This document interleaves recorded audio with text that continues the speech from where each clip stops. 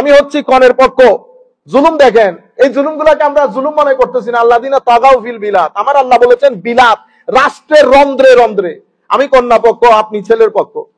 এখন আসছে হেলাল ভাই বলতেছে আমারে, হুজুর এই করতে হবে যে আমি জিজ্ঞেস করতেছি কয়জন আসবেন, উনি বলতেছে আমার তো মানুষ বেশি, তো কয়জন? হুজুর ২৫০০। কয়জন আসবে? ২৫০০। আচ্ছা, মেহমান কি দাবি করে আসে? কিছু পরিমাণ যদি কারো ভিতরে গায়রত থাকে, বিন্দু পরিমাণ হিউম্যানিটি থাকে, বিন্দু পরিমাণ লেখাপড়া শিক্ষা দীক্ষার আসর থাকে, সে কোনোদিন এই কথা বলতে পারবে আমি ২০০০ আসবো? আরো কি আইটেম ঠিক করে দেয় মুরগি। আর যদি কোনো কারণে আমার এখানে চিংড়ি মাছ না আসে, তাহলে বিয়ে খতম। আপনারা বুঝতে পারতেছেন? এখন এগুলা করতেছে কারা? সুটেড বুটেড লোক, সুটেড বুটেড লোক। এটা আমার কাছে জুলুম না, এটা সাধারণ হয়ে গেছে। এখন আপনি যেই মহিলা, যে মেয়ের বাবাকে কথা, আপনি হচ্ছেন গেস্ট। 2 দিন পরে আমার নবীর সুন্নত হচ্ছে কি? আমার নবীর সুন্নত হচ্ছে ছেলের বাবা কি করবেন? ওলিমার ব্যবস্থা করবেন। ছেলে ওলিমার ব্যবস্থা করবেন। আমার নবী বলতেছেন আউলিম বিশাত আও শাতাইন। এক সাহাবীকে বলতেছেন হুজুর আমি তো বিয়ে করেছি। আমার নবী বলতেছেন মাশাআল্লাহ, বিয়ে করেছো বেটা, আউলিম বিশাতি, একটা ছাগল দিয়ে ওলিমা করো, একটা ছাগল দিয়ে ওলিমা করো। কেন? ওলিমার মাধ্যমে সবাই জানতে পারবে তুমি বিয়ে করেছো, আর মানুষকে একটু খাওয়াইলা। এটা মেয়ের বাবার কাজ না। হাদিসে পাক হচ্ছে, সুন্নতে রাসূল হচ্ছে ছেলের বাবা ওলিমার ব্যবস্থা করবে। কিন্তু এই হাদিস বাংলাদেশে গিয়ে পরিবর্তন হয়ে গেছে, সিলেটের মধ্যে এসে আহত হয়ে গেছে, বাংলার চট্টগ্রামে গিয়ে নিহত হয়ে গেছে এই হাদিস। কি ঘটনা ঘটেছে? কোনা এটা ফুরি না, এটা খাওয়াই, ফুরির পক্ষে খাওয়াইবো। আচ্ছা, একজন দুইজন না, মানে একটা মানুষের শরম হায়া লাগে।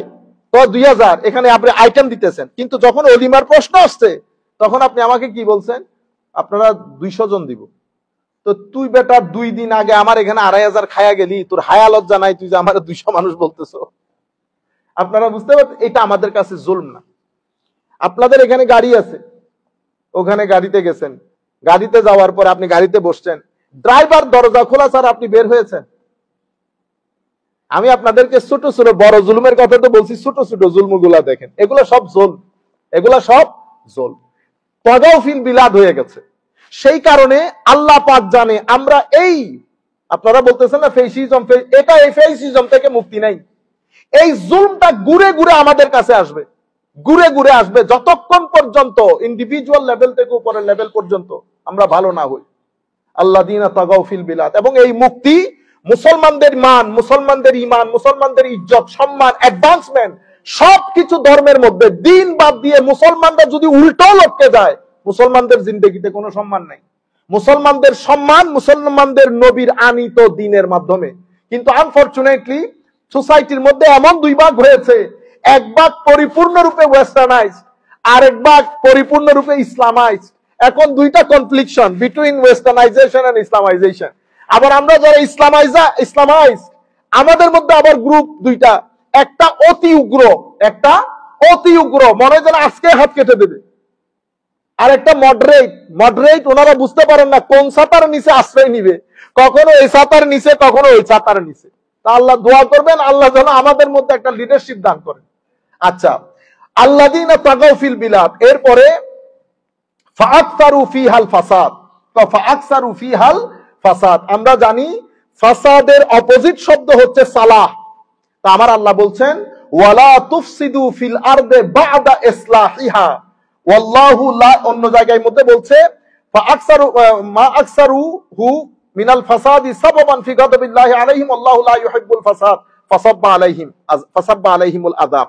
মানে সোসাইটির মধ্যে লা তুফসিদু, আমার আল্লাহ কোরআন শরীফের মধ্যে অসংখ্য জায়গায় বলেছেন ফাসাদ না করার জন্য, ফিতনা না করার জন্য, ব্যাঘাত না ঘটানোর জন্য। আপনি যখন দেখবেন, ধরেন আমরা বিভিন্ন মানুষকে একসাথে এক একজনের এক এক আন্ডারস্ট্যান্ডিং। এখন আপনি দেখলেন, ধরুন আমরা মসজিদ কেন্দ্রিক কোনো কাজ করতেছি, বা আমরা অর্গানাইজেশনাল সেট আপ করেছি। এখন অর্গানাইজেশনাল সেট আপের মধ্যে আমরা বিভিন্ন জন বিভিন্ন মেধার লোক। তখন আমরা কি করব? আমরা যদি 5 জন হই, 3 জনের মতামতকে প্রাধান্য দেব। এটা হচ্ছে কমন আন্ডারস্ট্যান্ডিং। আমরা কি করি? 3 জনে বলছে একটা, দূর তোমাদের মধ্যে বুঝ নাই, তোর লগে আমি আর নাই। অর্গানাইজেশন 2 ভাগ হয়েছে, আপনারা 2 জন আলাদা হয়েছেন। ওই 3 জন, কারণ আপনি 3 জন যে কোনো একটা মতে না একমত হয়েছে, দ্বিতীয় মত যখন আসছে ওখানেও আবার কি হয়ে গেছে মত 2টা, একটাতে 1 জন আরেকটাতে 2 জন। তো যে একজন হয়েছে ওখানে তোমাদের লোক আর থাইকা লাভ নাই, গ্রুপ কয়টা হয়েছে? 3টা।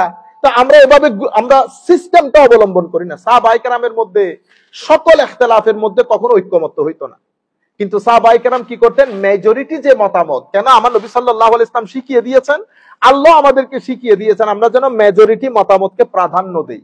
আবার মেজরিটি মতামত মানে আমাদের কবিরও বলেছে, জসিমও বলেছে সেরকম না।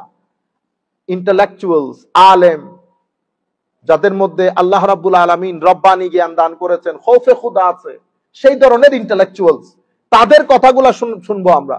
তারা যেই পথে আমাদেরকে চলতে বলে সেই পথে চলবে। এখন আমি যদি প্রত্যেকের রায় দেওয়া শুরু করি তাহলে যা হওয়ার তা হবে। এই জন্য আমার আল্লাহ বলছেন ফাসাদ সৃষ্টি না করতে।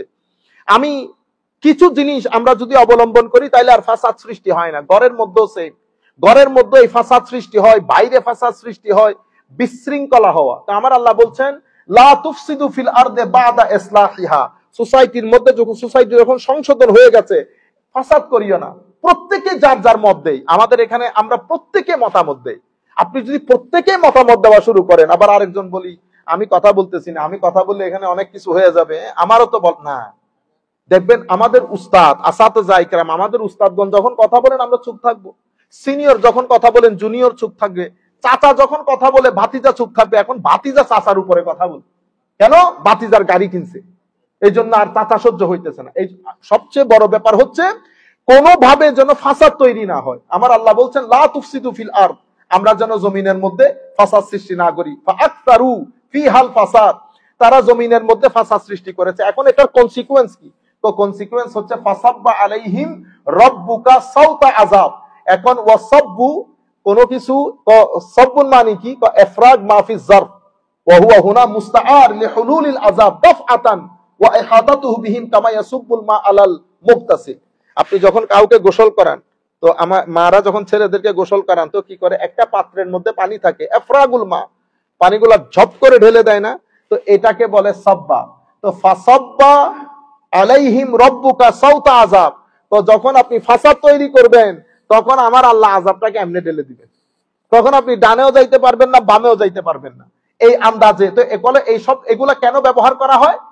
এই কথাগুলো, এই শব্দগুলা কেন ব্যবহার করা হয়? তো এই শব্দগুলা ব্যবহার করা হয় সাধারণ মানুষকে বোঝানোর জন্য যে ফাসাদের কারণে যে আযাব মানুষের কাছে আসে, সে আযাব টলানোর সাধ্য আর কারো নাই, এবং সে আযাব একটার পর একটা আসবে। যেভাবে ওই পানি ডাললে পানি পড়তে থাকে পড়তে থাকে পড়তে থাকে, মানে পানির জরফ যত বড়, গ্লাস যত বড়, ততটুকুন পানি যুগ যুগ যুগ যুগ যুগ যুগ পড়তেই থাকবে। এখান থেকে মুক্তির কোনো দিশা নাই। সেই কারণে আমরা বলি না এখন সব জায়গায় ফিতনা, বের হতে ইচ্ছে করে না। এই জন্য হযরতে ইমাম গাজ্জালী রাহমাতুল্লাহ আলাইহি একটা হাদিস শরীফ নকল করেছেন। উনি বলেছেন যখন এই ধরনের ফাসাদ দেখবা, ওয়াবকি ফি বাইতিক, তোমরা ঘরে থাকবা, ঘর থেকে বের হইয়া না। ওয়াবকি আলা খাতিয়াতি, ঘরের মধ্যে স্টে করবা এবং নিজের ভুল ভ্রান্তি গুনার জন্য আল্লাহর দরবারে ক্রন্দন করবা, আল্লাহর দরবারে কান্নাকাটি করবা।